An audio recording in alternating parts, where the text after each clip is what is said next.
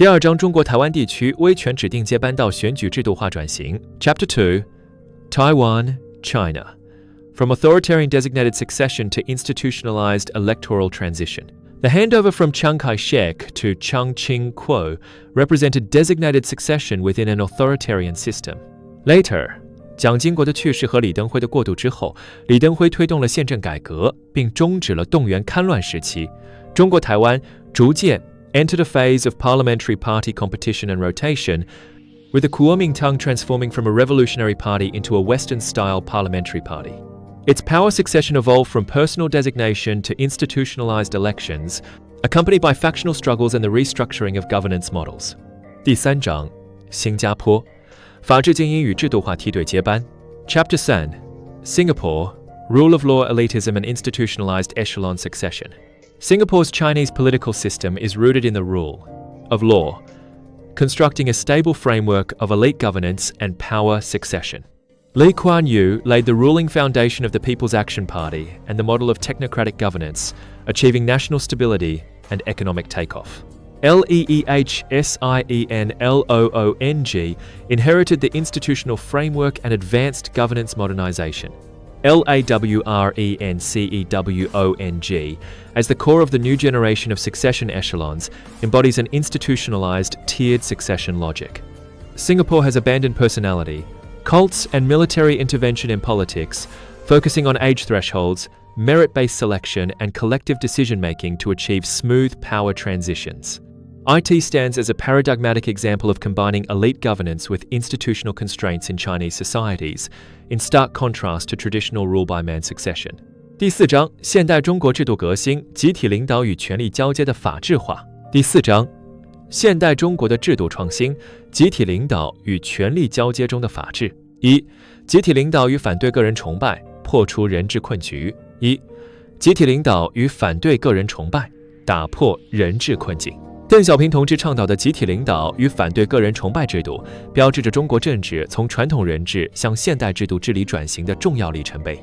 As early as the 8th National Congress of the Communist Party of China in 1956, Deng Xiaoping clearly opposed the deification of individuals in his report on the revision of the party constitution, emphasizing that collective leadership is the core of democratic centralism.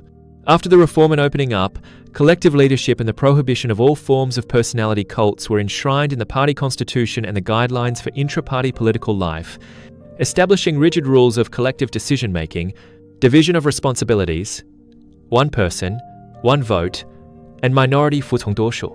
These rules prevent individuals from being placed above the organization, completely ending the vicious cycle of policy succeed with the man and fail with the man in traditional politics.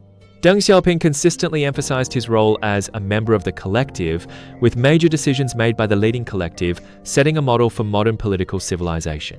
二、两届任期制，废除终身制与中央顾问委员会的过渡创举。二、两届任期制度，废除终身制以及中央顾问委员会的过渡性创新。为了解决历史 chronic problem of lifelong tenure in leading positions, Deng Xiaoping led the construction of dual constraints of term limits and retirement. On the one hand, promoting the establishment of a two-term limit system for leading cadres, using legal terms to restrict tenure and institutionally preventing long-term tenure and power solidification, a core hallmark of modern democratic politics. On the other hand, the Central Advisory Commission, CAC, was established as a transitional body for generational change, positioned as an assistant and advisor to the Central Committee.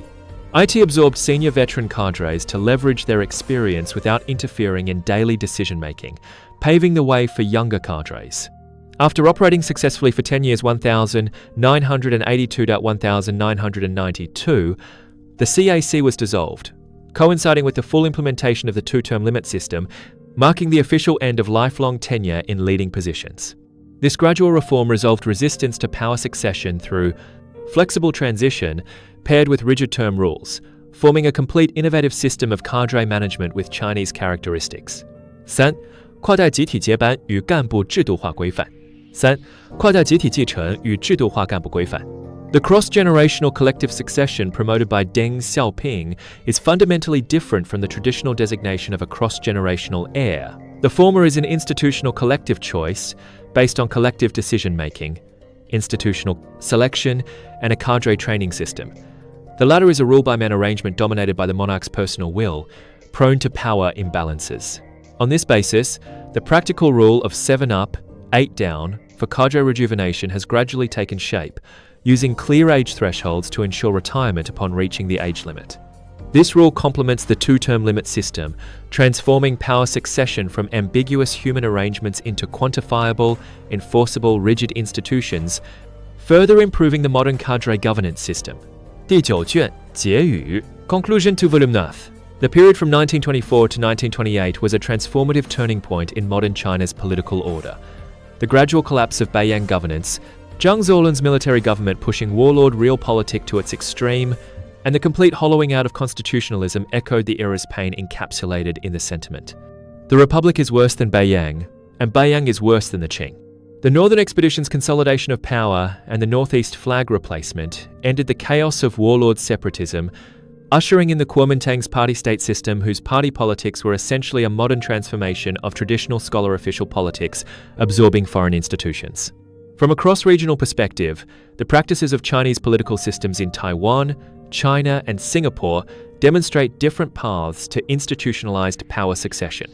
From a historical perspective, Deng Xiaoping's promotion of collective leadership, opposition to personality cults, the 2-term limit system, a BOLITION of lifelong tenure, the TRANSITIONAL role of the CAC, and the 7 up, 8 down norm for cadre rejuvenation layered, progressive, and mutually supportive completely broke the shackles of traditional rule by man, constructing an institutional civilization for power succession in modern China. Concluding at the historical juncture of Beiyang's fall and the founding of the party state, this volume not only completes the historical cycle of modern China from monarchy to republicanism and from warlord rule to party rule, but also lays far-reaching groundwork for institutional innovation in modern China. It reveals the core proposition of the modernization of Chinese politics.